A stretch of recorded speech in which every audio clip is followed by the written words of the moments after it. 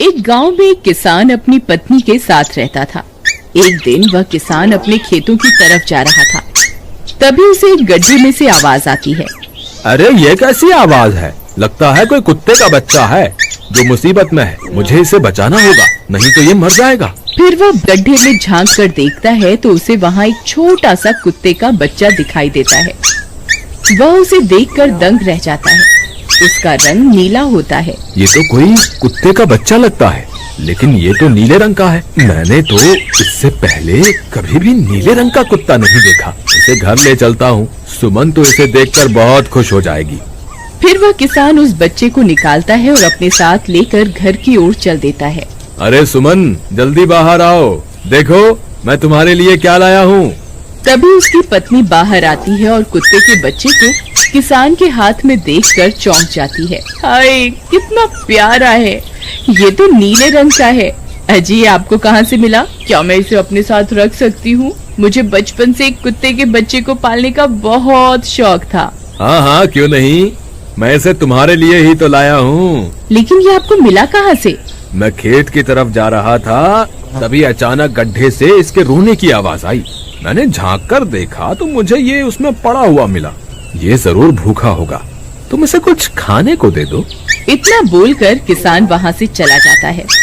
फिर सुमन उसकी खूब देखभाल करती है। वह दिन भर उसके साथ खेलता कूदता है। सुमन भी उसे पाकर बहुत खुश थी। वह कुत्ता पूरे गांव में आकर्षण का केंद्र था। वह जब भी गांव में घूमने निकलता, सारे गांव वालों की नजर उसी पर टिक जाती थी, क्योंकि किसी ने भी नीले रंग का कुत्ता पहले अपनी जिंदगी में कभी भी नहीं देखा था। अरे हरिया, देख तो, ये उसी किसान का पिल्ला है। तूने कभी नीले रंग का कुत्ता देखा है क्या? नहीं भाई, मैंने तो पहली बार ऐसा कुत्ता देखा है। लेकिन ये इस किसान को मिला कहाँ से? इतना अनोखा कुत्ता खरीदने की हैसियत तो इस किसान की है नहीं।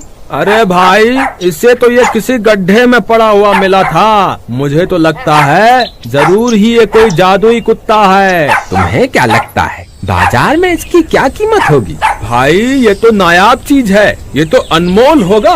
इसके हमें मुंह मांगे पैसे मिलेंगे।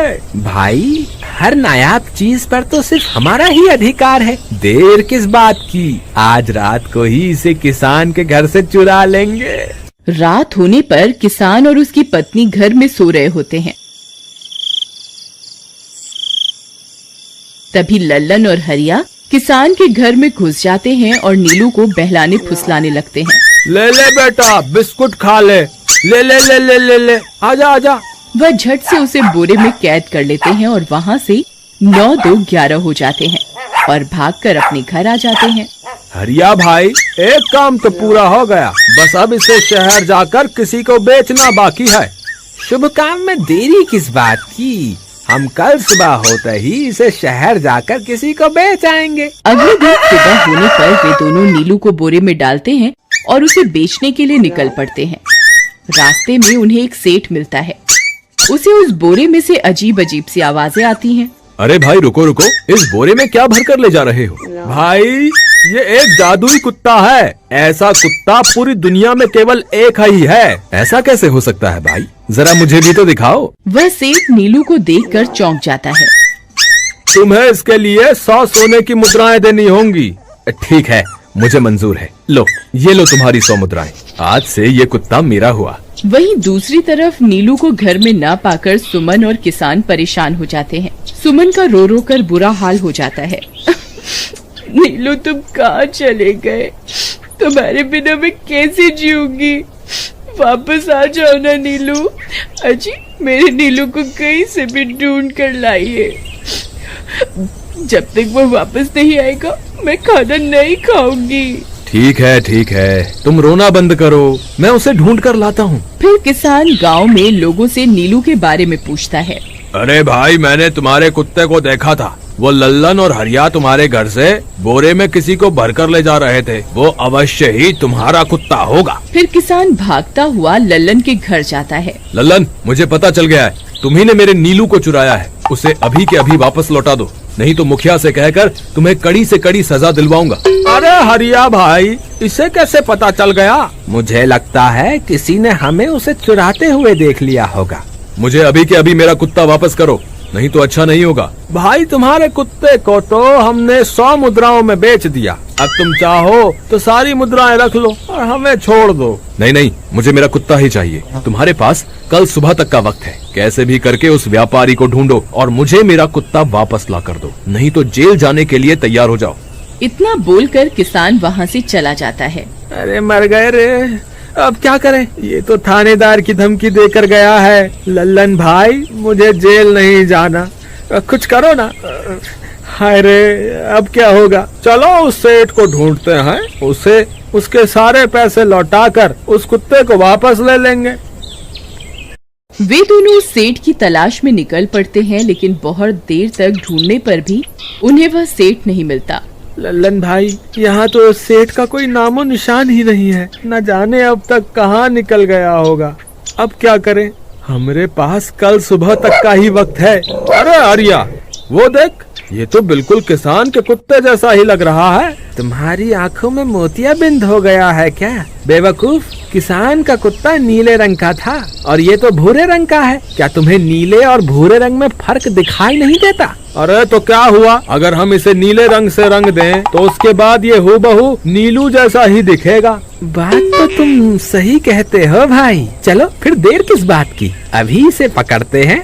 फिर वे दोनों उस कुत्ते को पकड़कर अपने घर ले जाते हैं और नीले रंग का पानी घोलकर उसे उसमें डुबो कर उसका रंग भी नीला कर देते हैं। अरे भाई हरिया, ये तो बिल्कुल नीलू जैसा ही दिख रहा है। फिर अगले दिन वे उस कुत्ते को अपने साथ लेकर किसान के घर जाते हैं। अरे भाई मोहन, देखो हम तुम्हारे लिए क्या लाए हैं, जल्दी आओ, तुम्हारा नीलू वापस आ गया है, जल्दी आओ। किसान और सुमन की खुशी का ठिकाना नहीं रहा।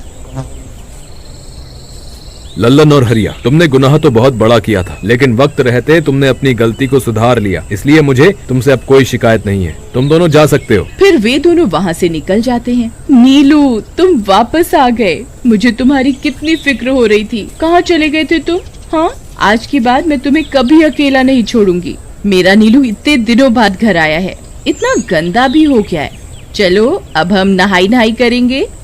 फिर सुमन उसे नहलाने लगती है। अरे मेरा नीलू नहाई करेगा, इतना गंदा हो गया है। पानी उसके ऊपर पड़ते ही वह कुत्ता छटपटाने लगता है।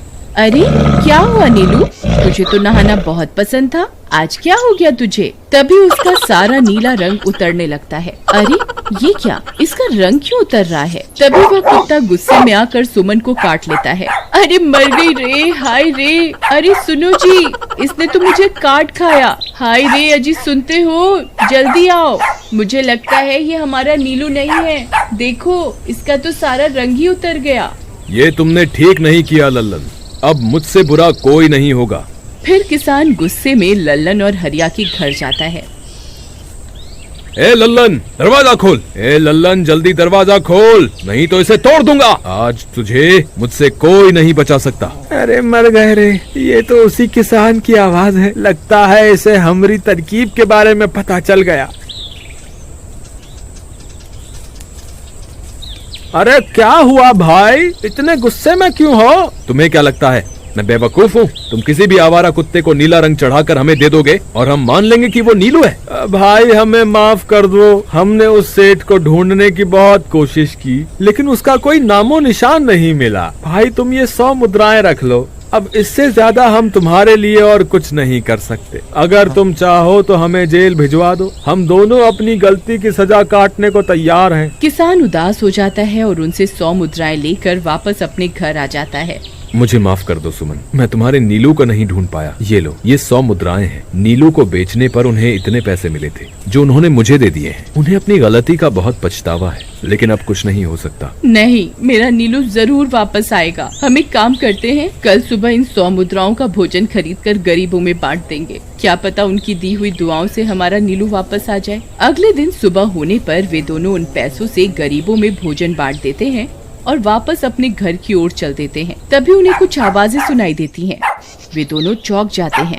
अरे ये तो मेरे नीलू की आवाज है। नीलू, नीलू तुम कहाँ हो? तभी सामने से नीलू भागता हुआ उनके पास आता है। नीलू तुम वापस आ गए, तुम कहाँ चले गए थे? मैं तुम्हारे बिना कितनी उदास हो गई थी। किसी ने सच ही कहा है, दुआओं में बहुत शक्ति होती है।